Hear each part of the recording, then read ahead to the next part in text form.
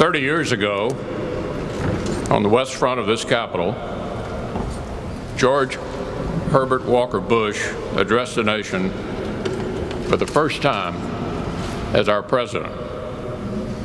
He said, "We meet on democracy's front porch, a good place to talk as neighbors and as friends." The words of a humble servant who loved his fellow citizens, and of a principled leader who knew America not only guards our own future, but also safeguards democracy for the world. Today, this hero has returned to the Capitol a final time, not on the front porch of our democracy this time, but here in its hallowed cathedral, beneath paintings that tell the story of our land and our liberty, and flanked by statues of his fellow champions whom he joined in making that story possible. George Bush was just a teenager when he volunteered for military service and became the Navy's youngest aviator.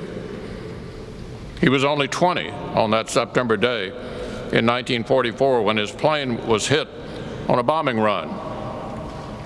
But through the fire and smoke, George Bush stayed steady at the controls. Only once he accomplished his mission did he parachute out over the Pacific. A steady hand, staying the course. That's what George Bush gave us for decades. Decorated aviator, congressman, ambassador to the United Nations, envoy to China, CIA director, 8 years as vice president, and our commander-in-chief.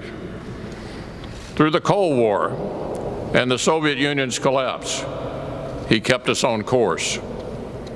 When the rule of law needed defending in the Persian Gulf, he kept us on course. With his even temperament and hard-won expertise, George Herbert Walker Bush steered this country as straight as he steered that airplane. He kept us flying high and challenged us to fly higher still. And he did it with modesty and kindness that would have been surprising in someone 1/10 as tough and accomplished as he was. The patriot who lies before us was blessed with many gifts, but there was no doubt which he prized most of all. A great love story began at that Christmas dance when George Bush met Barbara Pierce, and the grace and virtue they taught their children have enriched this nation through a family of leaders. Today, the nation stands with that family, with our 43rd president, with Jeb, Neil, Marvin, and Doro, and all the Bush grandchildren and great-grandchildren. We stand with you in mourning, but also in gratitude. Gratitude for lives well lived and duties thoroughly fulfilled.